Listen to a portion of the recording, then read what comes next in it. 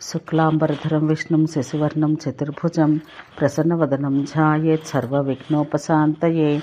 భారత వర్ణనం. సూతుడిట్లనెను, శుభవంతమైన భారతవర్షమున ఉపవర్షముల సృష్టిక్రమం ఈ విధంగా పరమతత్వజ్ఞులచే దర్శించబడింది. మరలా మీకు ఇంకను ఏమేమి వర్ణించవలెనో ఋషులిట్లనెను. ఏ భారతవర్షమందు స్వయంభువాదులైన చతుర్దశ మనవులు ప్రజా సంసృష్టి యందు మరల ఉద్భవించారో ఆ భారతవర్షం గురించి అధికంగా వినగోరదము. ఓ మహానుభావ, దాన్ని మాకు వివరించము. వారి వాక్కులు విని రోమహర్షుడు ఇట్లనెను, మీకై భారతవర్ష ప్రజల గురించి వర్ణించెదను. ఈ భారతవర్షం చిత్రమైనది. ఈ దేవి యొక్క మధ్యము శుభాశుభ కర్మఫలముల స్థానం. సముద్రానికి ఉత్తర భాగమునను హిమవత్ పర్వతానికి దక్షిణాన ఉన్న వర్షానికి భరతవర్షమని పేరు. అందరి ప్రజలు భారతులు. ప్రజలను భరించుట చేసి మనవు భరతుడని చెప్పబడెను. ఈ నిరుక్త వచనాన్ని అనుసరించి అది భారతవర్షంగా స్మరించబడుతున్నది. ఇందుండియే స్వర్గము మోక్షము కలుగుతున్నాయి. ఇంకా ఎచ్చటను మర్చులకు కర్మ విధించబడలేదు.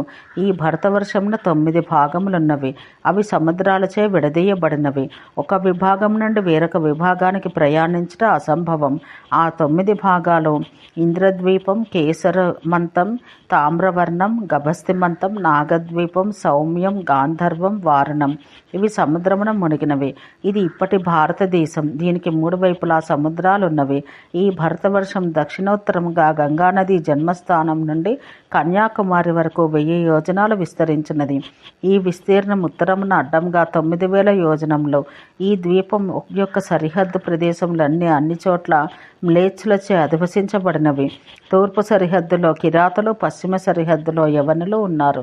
మధ్య ప్రదేశంలో బ్రాహ్మణులు, క్షత్రియులు, వైశ్యులు నివసిస్తారు. అక్కడక్కడ చెదురుమదురుగా శూద్రులున్నారు.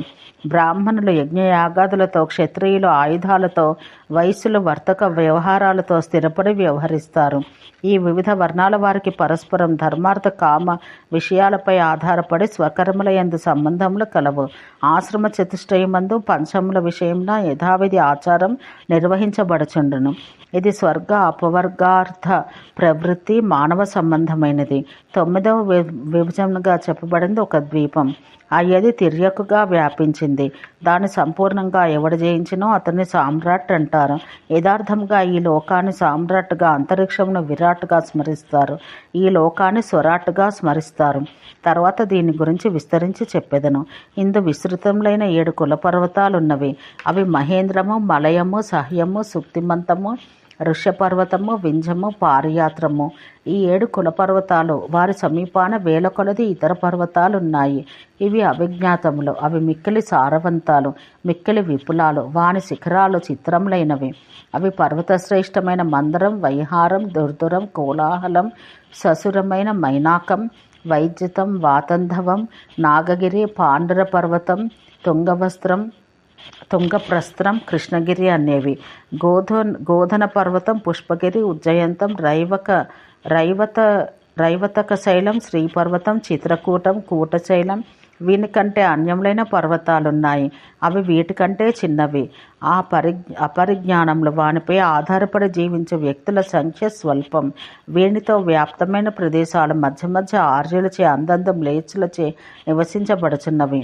గంగా, సింధు, సరస్వతి నదుల జలాలు వీరిచే తాగుటకు ఉపయోగించబడుచున్నవి. శతద్రు, చంద్రభాగ, యమున, సరయు, ఇరావతి, వితస్త, విపాస, దేవిక, కుహు, గోమతి, ధూతపాప, రుద్బధ, దృషద్వతి, కౌశికి, త్రిదివ, నిష్ఠీవి, గండకి, చక్షుర్లోహిత మున్నగు నదులు హిమోత్పాదం నుండి విస్తృతంలో. వర్ణాస, నందన, సదానీర, మహానది, వేదస్మృతి, వేదవతి, వృతగ్ని, సింధు, పాస, చర్మన్వతి, నూప, విదిశ, వేత్రవతి, క్షిప్ర, అవంతి అన్న నదులు పారియాత్ర పర్వతములను ఆశ్రయించుకుని ఉత్పన్నములైనవి. సోన, మహానదము, నర్మద, సురస, క్రియ, మందాకిని, దసార్ణ, చిత్రకూట, తమస, పిప్పల, సేన, కరమోద, పిశాచిక, చిత్రోపల, విశాల, వంజుల, వాస్తు, వాహిని, సనేరుజ, సుక్తిమతి, మంకుతి, త్రిదివ, క్రతు అను నదులు వృక్షవంతం నుండి పుట్టి ప్రవహించినవి.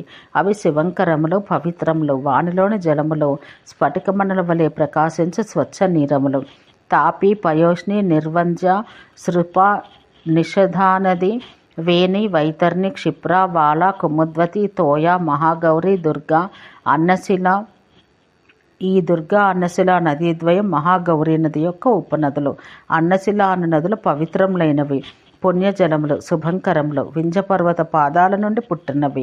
గోదావరి, భీమరథి, కృష్ణవేణి, బంజుల, తుంగభద్ర, సుప్రయోగ, బాహ్య, కావేరి అనే నదులు సహ్యపర్వతాల పాద పర్వతముల నుండి పుట్టి ప్రవహించినట్టువి. అవి దక్షిణంగా ప్రవహించును. దక్షిణ ప్రవాహాలు కృతమాల, తామ్రపర్ణి, పుష్పజాతి, ఉత్పలావతి అను నదులు మలయ పర్వతాల నుండి పుట్టినవి. అవి శుభములు, శీతజలములు కలవి. త్రిసామ, ఋషికుల్య, బంజుల, త్రిదివ, బల, లాంగూలిని వంశధార నదులు మహేంద్ర పర్వత తనయులుగా స్మరించబడుచున్నవి. ఋషికుల్య, కుమారి, మందగామిని, కృప, పలాసిని నదులు శక్తిమంత పర్వతం నుండి పుట్టినవిగా స్మరించబడుచున్నవి. ఋషికుల్య, కుమారి, మందగామిని, కృప, పలాసిని నదులు శక్తిమంత పర్వతం నుండి పుట్టినవి. ఈ నదులన్నీ గంగా, సరస్వతి తుల్యములు. ఇవన్నీ సముద్ర గాములు. ఇవి అన్నయో విశ్వజనులుగా భావించబడుచున్నవి. ఇవి జగత్పాపాలను హరించును. ఈ నదుల యొక్క ఉపనదులు ఇతరములు అనేకములు వందలుగా వేలుగా ఉన్నవి. కురు, పాంచాల, సాల్వ, మాద్రేయ, జాంగళ, చౌరసేన, భద్రకార, బోధ, పటచ్చర, మత్స్య, సౌశల్య, కుంతల, కాశీ, కోసల, గోధ, భద్ర, కళింగ, మాగధ, ఉత్కల మున్నగు దేశములు, రాజ్యములు ఈ నదీ తీరములు స్థాపించబడినవి. ఇవి అన్నయూ కీర్తిమంతములు. సహ్యపర్వతం యొక్క ఉత్తరం చివరన గోదావరి నది ఎచ్చట ప్రవహిస్తున్నదో ఆ ప్రదేశం ఈ భూమి మీద అంతటిను మనోహరమైన ప్రదేశం. అచ్చట గోవర్ధనము అను పేరుగల నగరమును రాముడు నిర్మించను. అచ్చట దివ్యములు, అమరములైన వృక్షములు, రామునికి ప్రియమైన ఔషధులు, రాముని ప్రీతి కొరకు భరద్వాజ మహర్షి ఇచ్చట నాటను. అందుకే ఆ గోవర్ధక నామక పురోద్దేశం మనోహరమైనది. దానికి ఉత్తర ప్రాంత దేశమున బాహ్లికులు, వాటధానులు, అభీరులు, కాలతోయకులు, అపరాంతులు, సుహములు, పాంచాలులు, చర్మమండలులు, గాంధారులు, యవనులు, సింధు సౌవీర కుండలులు, చీనులు, తుషారులు, పల్లవులు, గిరి గహ్వరులు, శకులు, భద్రులు, కులిందులు, పారదులు, వింధ్యచూలికలు, అభిషాహులు, ఉలూతులు, కేకయులు, దశమాలికలు, బ్రాహ్మణులు, క్షత్రియులు, వైశ్యులు, శూద్రకులములు, కాంభోజులు, దరదులు, బర్బరులు, అంగలౌహికులు, భరద్వాజులతో సహా అత్రులు, ప్రస్థలులు, దశేరకులు, లమకులు, తాళులు, సాలులు, భూషికులు, ఈజకులు కలరు. ప్రాచ్య దేశస్థులను తెలుసుకొనము. అంగులు, వంగులు, చోళులు, భద్రులు, కిరాత జాతులు, తోమరులు, హంసభంగులు, కాశ్మీరులు, తంగనులు, జిల్లికలు, ఆహోకులు, హూనదర్వులు, ఆంధ్రవాకులు, ముద్గరకులు, అంతర్గికులు, బహిర్గిరులు, ప్లవంగులు, మరదులు, మలవర్తికులు, సమంతరులు, ప్రావృషేయులు, భార్గవులు, పార్థివులు, ప్రాగ్జ్యోతిషులు, పుండ్రులు, విదేహులు వీరందరూ ప్రాగ్దేశీయులుగా తెలుసుకోవాలి. ఇక దక్షిణాపథవాసులు, పాండ్యులు, కేరళులు, చోళులు, కొల్యులు, సేతకులు, మూషికులు, క్షపణులు, వనవాసికులు, మహారాష్ట్రలు, మహిషకులు, కాళింగులు, అభీరులు, ఐశీకులు, ఆటవ్యులు, సారవులు, పులిందులు, వింధ్యులు, మౌళీయులు, వైదర్భులు, దండకులు, పౌరికులు, మౌలికులు, ఆస్మకులు, భోగవర్ధనులు, కంకణులు, కంతలులు, ఆంధ్రులు, కొలిందులు, అంగారులు, మారుషులు వీరందరూ దక్షిణ దేశీయులు. ఇంకా ఇతరులను పశ్చిమ దేశీయులుగా ఎరుగుము.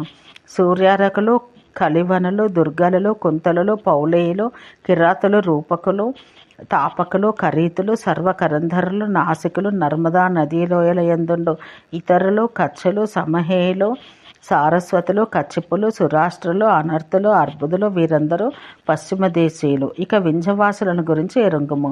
మలదులు, కురుషులు, మేకలు, ఉత్కలులు, దశార్ణులు, వారిలో ఉత్తములు, భోజులు, కిష్కింధకులు, తోసలు, కోసలు, త్రైపురులు, వైదిశులు, తుహుండులు, బర్బరులు, షట్పురులు, నైషధులు, అనూపులు, తుండికేరులు, వీతిహోత్రులు, అవంతులు వీరందరూ వింధ్యపర్వతవాసులైన జానపదులు. ఇంకా పర్వతాశ్రయుల గురించి చెప్పెదను. నిహీరులు, హంసమార్గులు, కుపధులు, తంగనులు, శకులు, అపప్రావరణులు, ఊర్ణులు, దుర్వులు, హుహూకులు, త్రిగర్తులు, కుండలులు, కిరాతులు, తామరలు భరతవర్షం 4 యుగములున్నమని ఋషులు చెప్పిరి. కృతయుగం, త్రేతాయుగం, ద్వాపరయుగం, తిష్యయుగం. ఇక ముందు వాని గురించి విశేషంగా చెప్పెదను. ఓం శాంతి శాంతి శాంతి.